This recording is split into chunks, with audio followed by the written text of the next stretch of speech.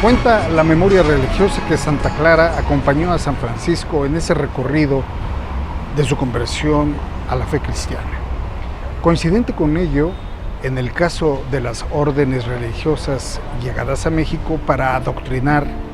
en la Nueva España, primero fueron los franciscanos los que comenzaron su recorrido y su labor evangelizadora para ser secundados por las monjas clarisas en los trabajos de la fe.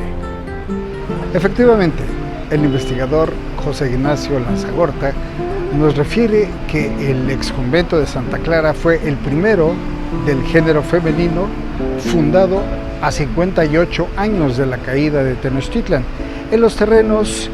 cedidos por Alonso Sánchez del Corral, uno de los 3 hermanos que vinieron con Cortés a la aventura, conquista y posterior mestizaje de estas tierras. Este recinto, perteneciente a la Orden Franciscana de Mujeres de la Nueva España, tuvo un notable auge, según apunta Josefina Muriel de la Torre, escritora, historiadora, investigadora, bibliófila y académica mexicana, especializada en la historia del mundo femenino y religioso de la época colonial. El desarrollo de la Orden Clarisa fue tan importante en la colonia que alcanzó un promedio de 90 a 100 monjas y niñas criadas, cuya preparación resultó en 56 fundaciones de conventos en ciudades de provincia novohispana, así como en Guatemala, Filipinas y La Habana, Cuba. Sin embargo, la tragedia y el desarrollo de la historia le tenían preparado otro destino a este edificio de origen religioso, aunque siempre ligado al conocimiento y a la educación. El templo, ubicado en las actuales calles de Tacuba y Allende, fue presa del terremoto de 1645, cuando en pleno siglo XVII la Ciudad de México ya mostraba su vulnerabilidad ante los movimientos telúricos.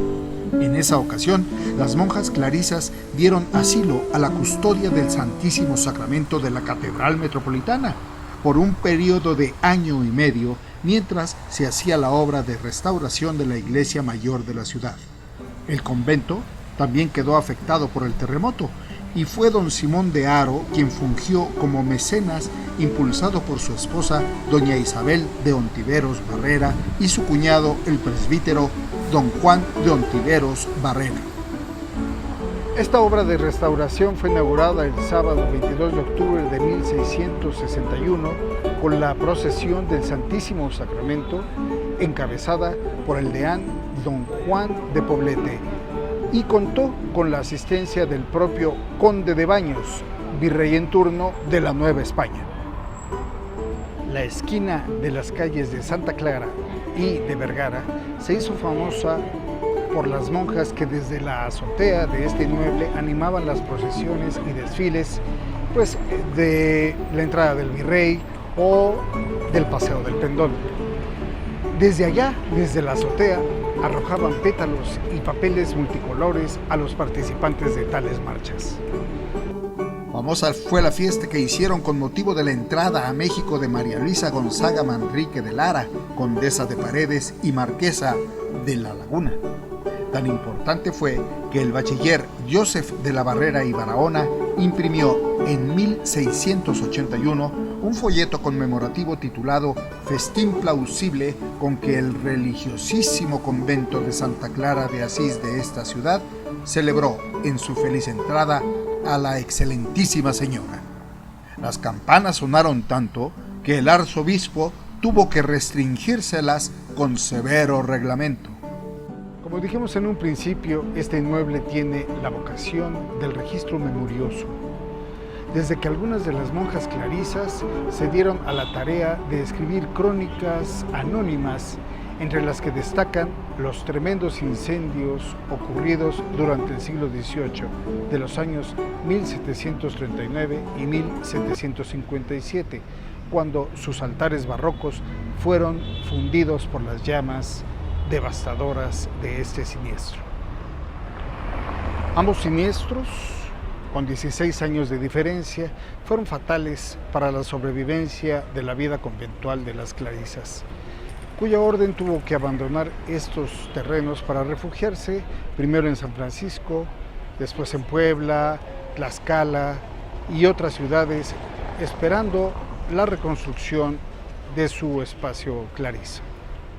José María Roa Bárcenas, José Fernando Ramírez y Antonio García Cubas describen el anecdotario del ejército invasor y cuentan cómo los soldados yanquis arrancaron tablas y vigas del convento de Santa Clara para hacer fuego y calentarse. La narración nos anuncia la proximidad de un cambio de época para el templo y convento. Durante los agitados años que tuvo el edificio tras las leyes de reforma, esta extensa propiedad de 18,000 varas llegó a las manos del expresidente porfirista Manuel González, quien